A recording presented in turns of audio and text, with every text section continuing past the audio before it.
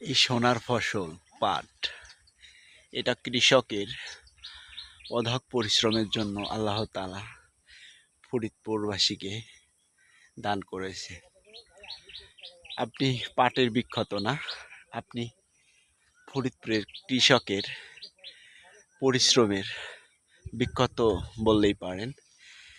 এই সোনার ফসল যত কষ্টই করি আমরা, দিন শেষে এই ফসলে আমাদের শান্তি বয়ে এনে দেয় সংসারে, পরিবারে, এমনকি রাষ্ট্রের আনাচে কোনাচে। এই পাটের জন্য অনেক পরিশ্রম, পুরো শরীর ভিজা। আলহামদুলিল্লাহ, আমাদের মাটি যে আমাদেরকে কি দিছে একমাত্র আল্লাহ তাআলাই ভালো জানেন। শুকরিয়া আদায় করে শেষ করা যাবে না। আলহামদুলিল্লাহ, আলহামদুলিল্লাহ।